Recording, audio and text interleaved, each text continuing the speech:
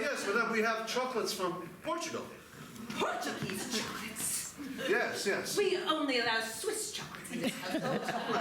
Well, I plan on bringing many new things into this household when I do join this family. yes, of course. Would you care for one, Mama? I prefer Swiss chocolate. Well, give it a try.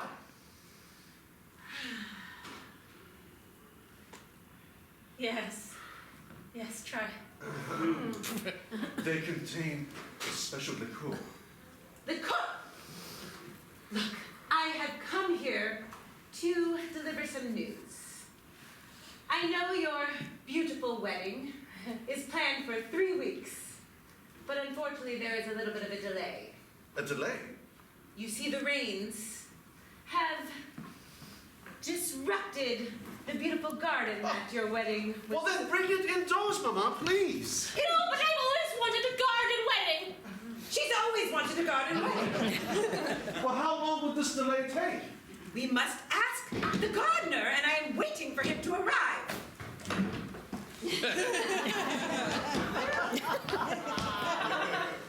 Please, sir.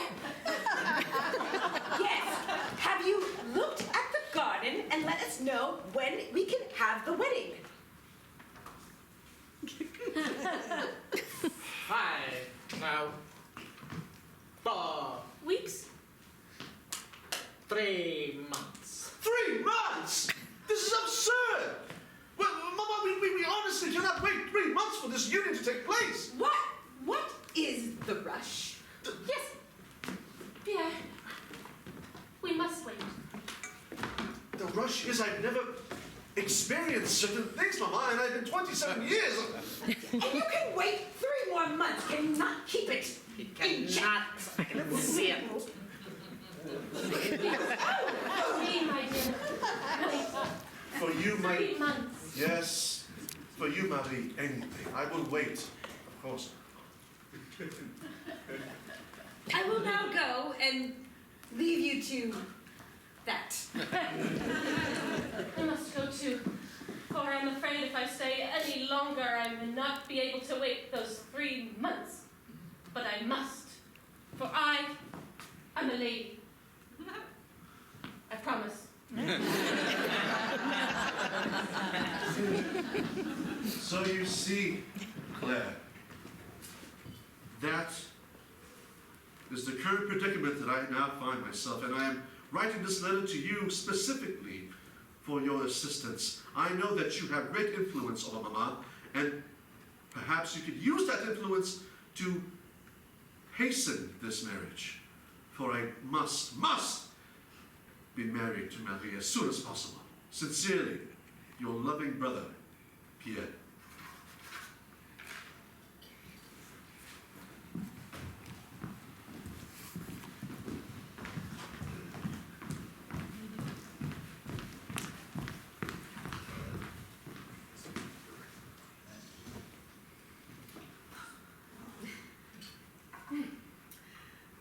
Mademoiselle Claire Cheval to Monsieur Lapin.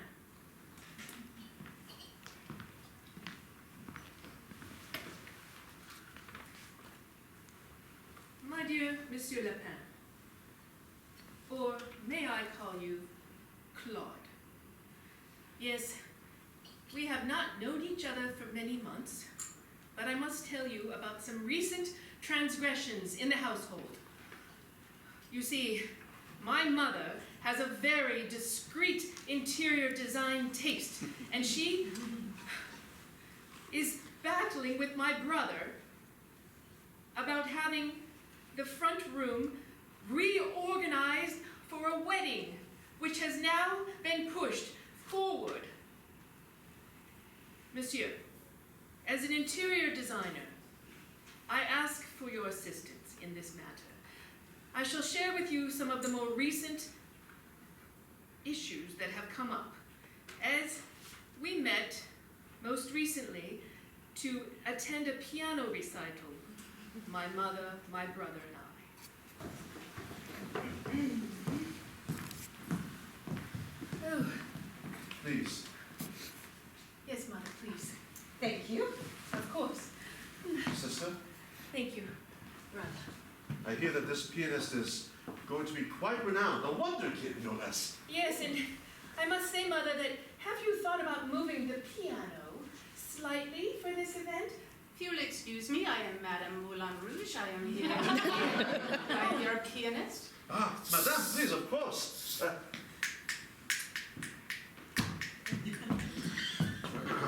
Assist Madame to the piano, please.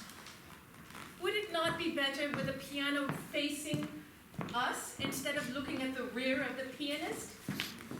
Oh, lovely. Look, Mother, how he moves the piano. I would very much prefer to have it here. Good sir.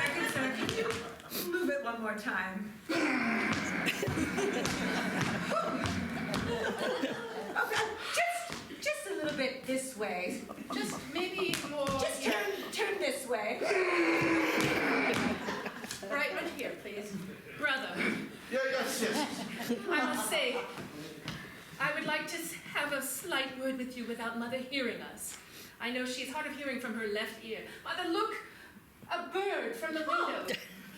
Brother, I have been working with Mother to work on moving furniture ever so slightly, in the hopes that she will agree to have your wedding here sooner rather than wait for the weather to clear. And look at her progress already. Claire, I think that she needs more coaxing another way, perhaps. But I do hope that this does work. Coats? I love coats. Oh, Mother, yes, we were just speaking of coats, yes. Yes. Mother, I believe that Claire here wishes to hasten the wedding and to have it occur indoors, for she has a very legitimate reason why. Yes, why are you so insistent on your brother wedding so soon? Mother, you must understand that his fiancée, Marie, is my current housemate at the Petit Chateau down the road. Yes. And I have grown quite annoyed with her presence. Interesting. Mother, please have the wedding sooner. Yes. Please. And look, have you moved this piano? It has not affected the interior design of this room so much. Yes. Yes. Excuse me, do I understand that the wedding date which I am to perform has been postponed? Yes. Well, I don't have time after the date that What? we scheduled. Well, Madame Moulin Rouge, you must be. We have it all planned out. Well, I mustn't do anything. Oh, but I shall not play. Well, without a pianist, the wedding must be postponed. Mama! Wait. Indefinitely. No! Monsieur Lapin, you must realize at this moment, all chaos broke out in the room. My brother had a temper tantrum. Marie is the most sought-after bachelorette in this whole city. If I did not win her quickly, I'm afraid that she might be taken by another. And Monsieur Lapin, if you knew that Marie had terrible housekeeping habits, and I was in a rush to get rid of her, most hastily. Yes, she is the most sought-after woman in this village, and you must wed her quickly. You But must... I cannot without Mama's approval, without Mama's attention, without Mama. And with that, he started to push the piano all about the room, Monsieur. And then he went to rearranging vases on the mantle of the fireplace, as if they were small rabbits.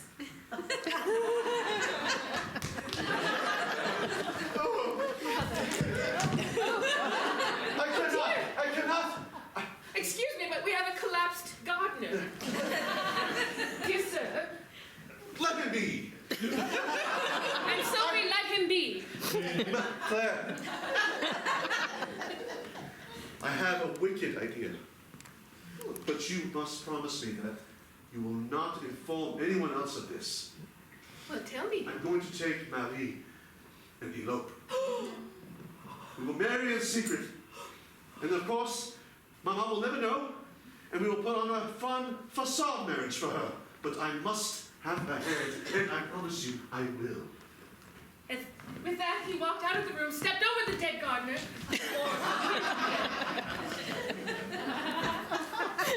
And later, the gardener did did wake up. But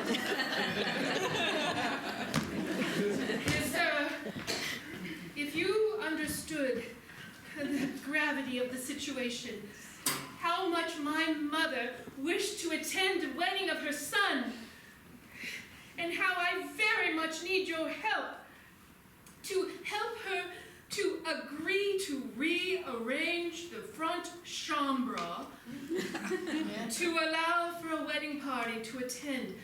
I trust that your interior design skills will be much appreciated. Yours, Claire.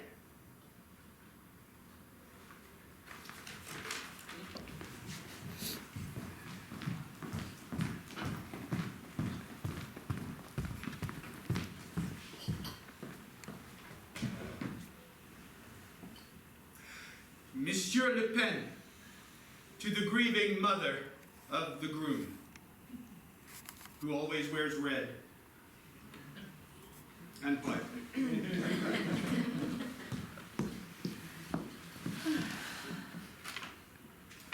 My dear Madame, you will excuse a letter from one unknown to you, but I am Monsieur Le Pen, interior designer to the kings. I have news of which your grieving heart stands in awaitance. Your son, who 3 weeks ago eloped with the fair Marie, has arrived at a desperate state. And yet, my pen anticipates the climax of my tale. I must back up to that day when I had arrived at the house in order to see about the draperies, only to be hiding behind a fabric arras when Marie and your son entered. Oh, we've done it. Finally, tonight you shall bed! But now, will I still be welcome in the chateau? Of course, the chateau. It will be rightfully mine, yes? Yes, of course, it is in my name and in yours. But first he had to convince her to elope with him. But you must elope with me.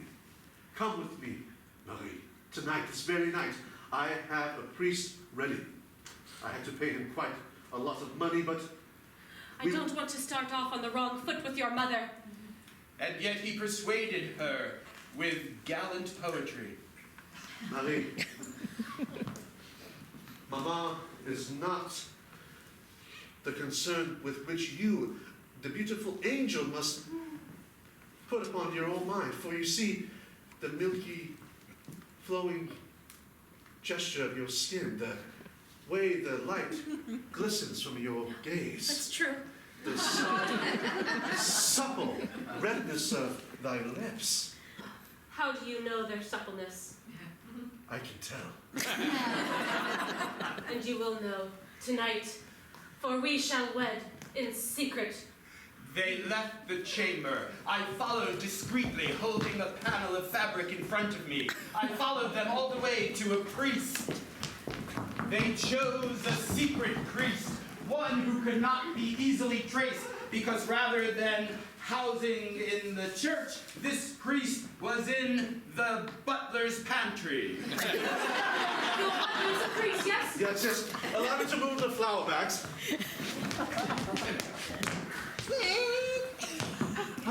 Mind me not. I close my eyes, but I need some canned food, so... Monsieur, Father Eclair, please. Yes. The wedding was performed in Latin. Apostros nili sequilus socoles, apes foresta papace, elete comarite, ora cosa, la ve.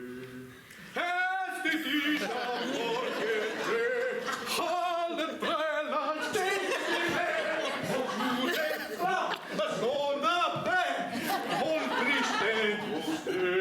Dear madam, would you accuse me of hyperbole if I told you the second in verse involved backup dancers.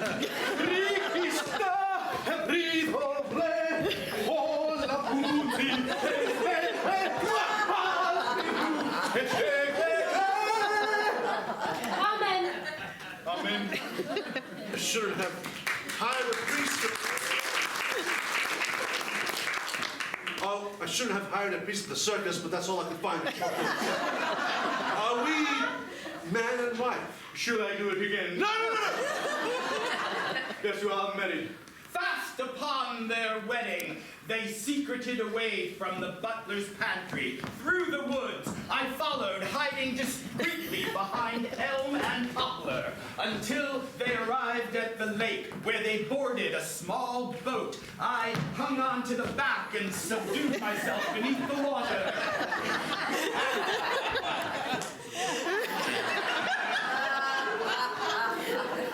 We're all alone. Yes. No interior decorators. No. No priests. This- No mothers. No, no one. This boat is taking us to...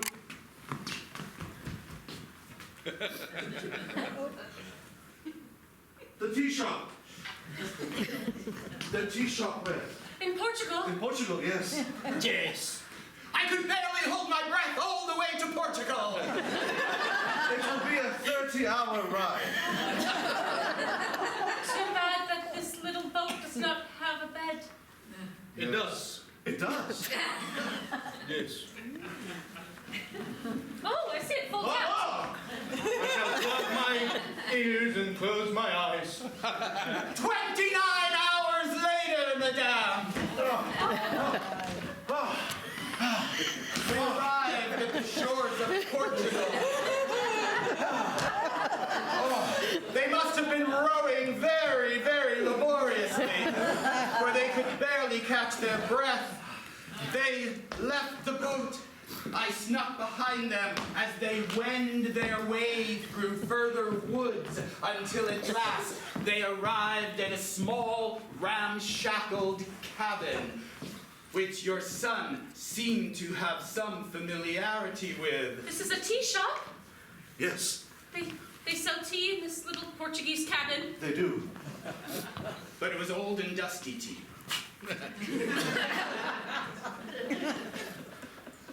Please drink. After our rather vigorous ride. I would like to make a toast, Melanie. To true love. To love that even if I were to lose all of my wealth, all of my belongings, I know that your heart is true only to mine. That you are not marrying me just for my name and stature, but for who I truly am, inside, as I am for you. Oh,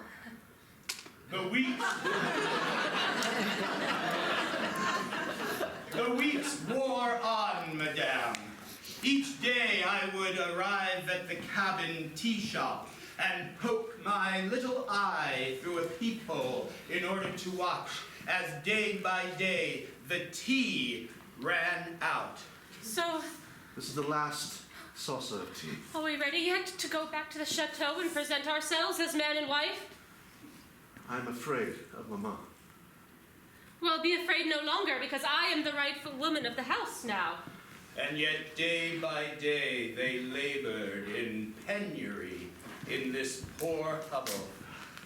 And slowly the glistening golden web before her eyes began to evaporate, and she saw your son stripped of all gallantry, stripped of all wealth, and peered into his heart.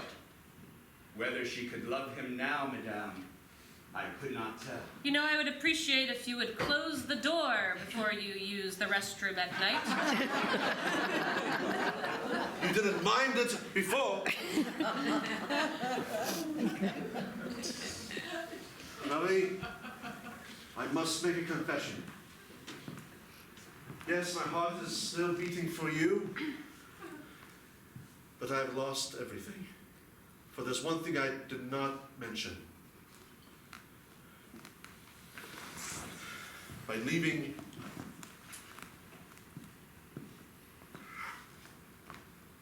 I disowned my heir. You mean you are not the heir to the chateau? I've chosen you over it. But that's okay, yes? We love each other. We can start anew. I could get more tea and start a tea shop myself, a business, and sell tea, and we can travel the world together. On what money? He hesitated. His voice faltered, and he pled for her to forsake money and love him for the flesh and bones that he was. Have you ever lived poor? Have you ever lived in poverty? It's not nice, let me tell you. No. But Have you ever tried to get dressed in the morning without a dresser? Do you know how many layers I have?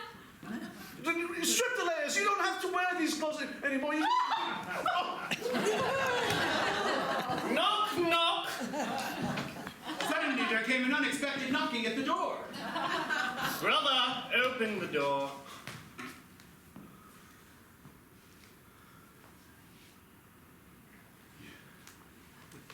Jean-Paul. Oh, little Pierre. Jean-Paul strode in as if he were the monarch of the 7 continents. Quickly, make yourself scarce, my dear. Jean-Paul. Mary, good to see you. Enchanté. To the rightful heir. To what honor do we owe this surprise? Would you care for a cup of water?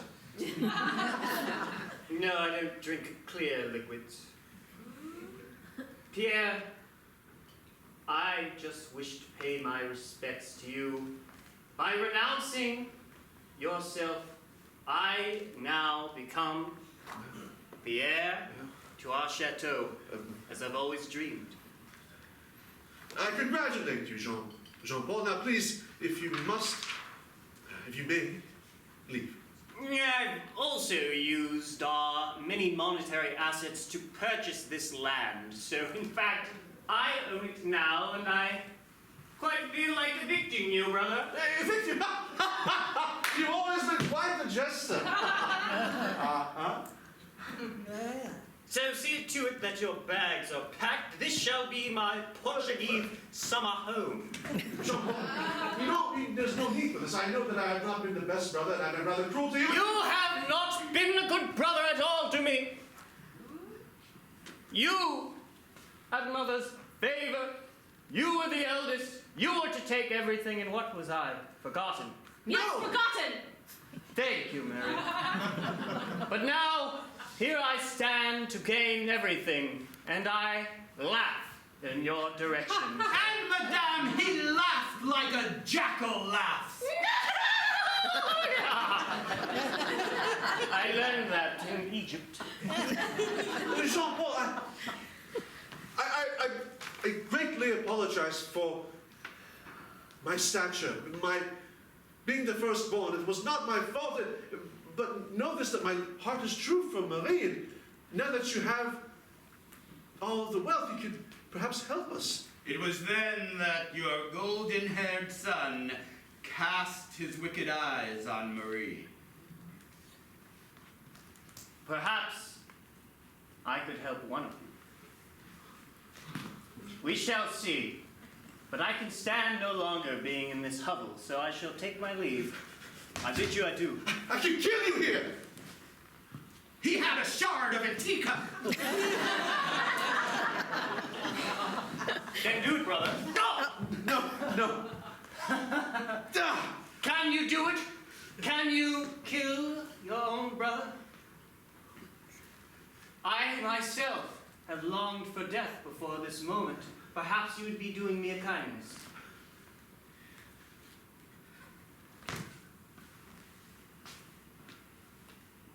I taste amazing. Marie! It was good to see you. It was a delight.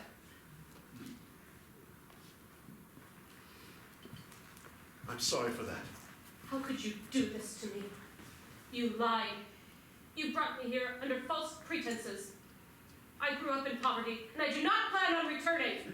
You do not know what I had to do to survive. I'm going to the bathroom and I'm closing the door. No! And she did close the door, madame. Oh, she closed the door.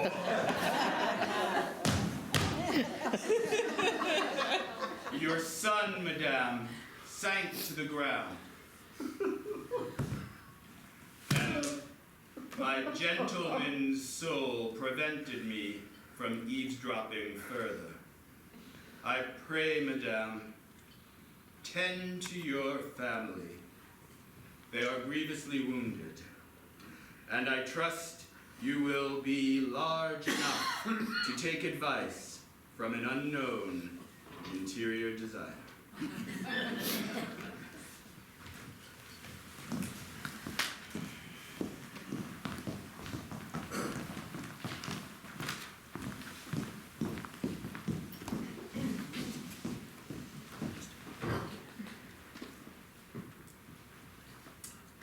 Madame Chabal to Celeste.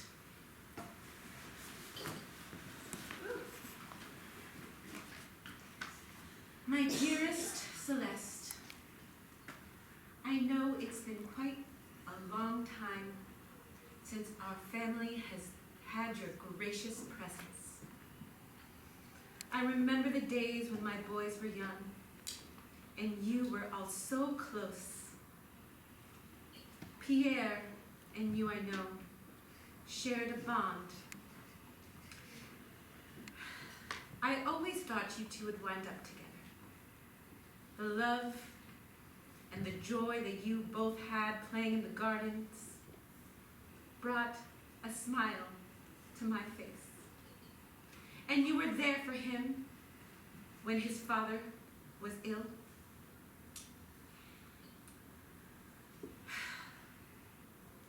I request your presence back at our estate.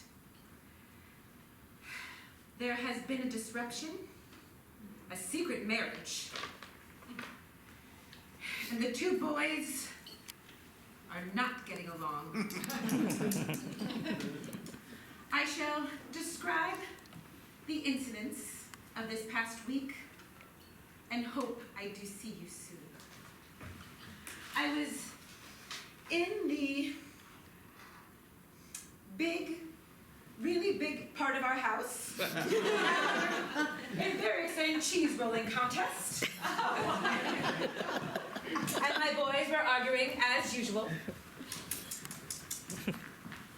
I've polished all your shoes. I wish to take a break. I think I shall beat you at cheese rolling once more, brother. John Paul, has there not been enough dairy today? You know your brother is sensitive to it. Look at him, he's sweating.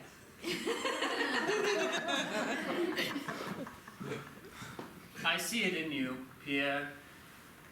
Each moment you look at me, you wish to strike me. You made a promise that if I were to be your personal manservant, that you would allow me to move in to my own room here. I think I've done a good enough job, but I wish to also see Marie. Fine. But I have a singular final request for you. Do you recall something that you did when we were but babes? I, the age of 5, you 10. Jean Paul, please. Now is not the time to bring that up again. I've done many things. Remind me, brother. Well, Mother, you seem to not mind, but this particular incident has been hanging in my brain for a long time. So you see, he recounted the day that I think you remember quite well yourself. Well, I, being a 5, had a little bit of a crush on Celeste. And Pierre thought that I should gift her an apple. I went up to her with that plump, red, juicy apple. She took it in her hands. She took a bite.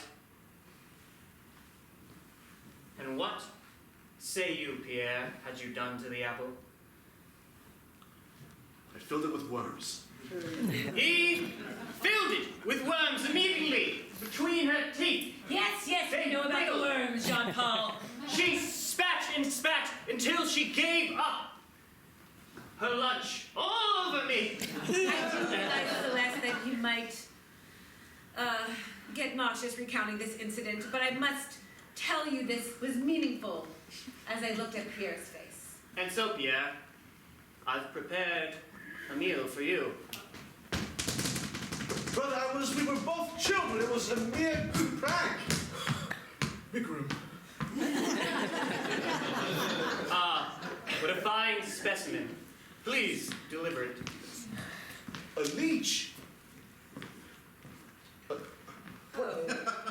That's what you are. Poetic. You place this leech upon my cheek? What am I supposed to do with it? Eat it? It's a message. A metaphor. That is enough! Take this back. Boys, what would your father think about you right now, arguing? Mother, you have the ability to right this wrong.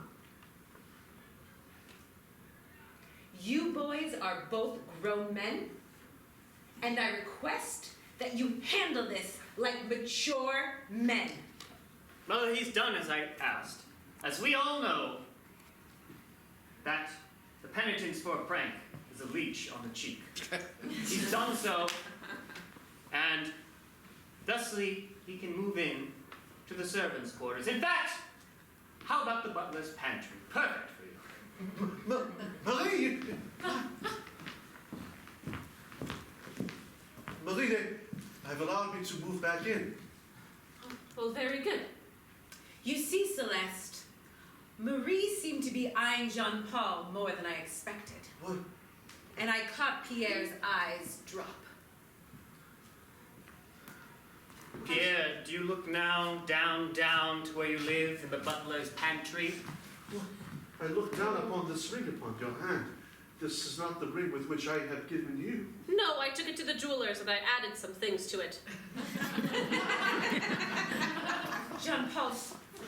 Jean-Paul's face seemed very keen, and my poor Pierre, eyes filled with tears, and the sweat from the dairy was just dripping. Well, I shall be closer to you, I suppose, as I am living in your sister Claire's room now. Though I can tell you she is not happy to have me as a roommate again. I did many wrong things. I'm not proud of it. Yes, I eloped, Mama, but does no forgiveness reside upon your heart? My dear son, I forgive you always. I only want happiness for you boys, but I cannot be your solution. I need you to grow up and handle your business. And with that, Celeste, I request your angelic presence, as I do believe Pierre would be quite happy to see you. Best, Maman Cheval.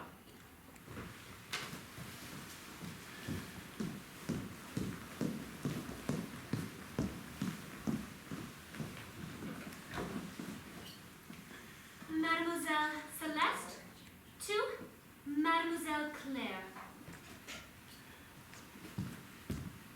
My dearest Claire, oh, it has been years since as children we played together.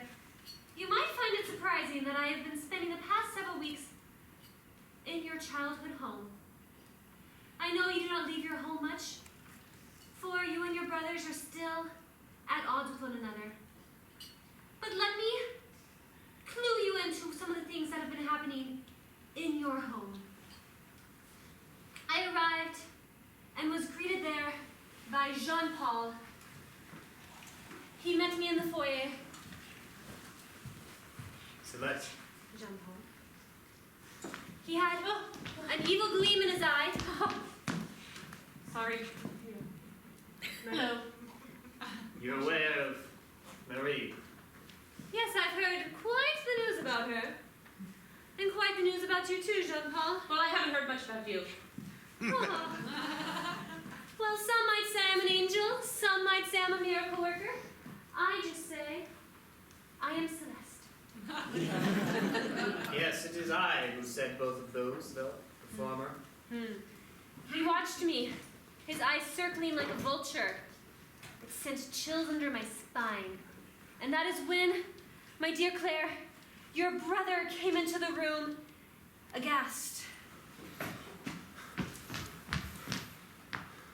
Hello, husband. Pierre. Our eyes met. It was like we were children again, in the treehouse, reliving that moment, just staring, for an uncomfortably long amount of time. Celeste, Pierre. it is so lovely to see you again. I wish you were under better circumstances. As do I. Brother, it's unbecoming of you to stare at another woman in front of your wife. Of course. Well, I think it's unbecoming of you to stare at another man's wife. What is this that she speaks? It is no matter. I can have what I want. And Celeste, for the longest time, it has been you. I know that you have caught my brother's eye since children. The two of you always had dreams of ending up together. But now, my brother is wed. I am the heir to this household, and I beseech you now. Wed me. No, absolutely not. Do you think that I am in need of a husband? Do you think Yes. that the only reason I was put on God's green earth is to have a man in my life? Well, but it would be me. Women are told that you must have a pretty face, a small waist, and a big dowry. That is not my lot in life. No, I have seen it is. I came to beseech you. Get your household in order. I am disgusted, as if I was eating an apple with worms in it again. Please, I must become the man that I was born to be. And I will not have you insult me nor Celeste I anymore. see what this is. Yes, it is a challenge. I challenge you, my own brother, to a duel to the death. Hopefully it's not cheese rolling, because we know who would win at that. Oh. My nose hurt. Again, amazing. You are easy. You bleed easily, brother. Do you accept my challenge? Indubitably. Then, in the morning we shall meet.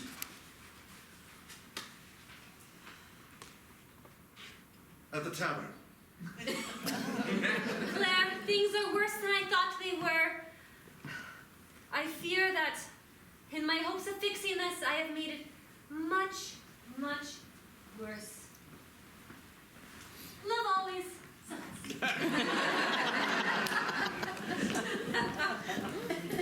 Well, well, well, my dear reader, which way shall the pendulum of love swing in the lot of these people's lives?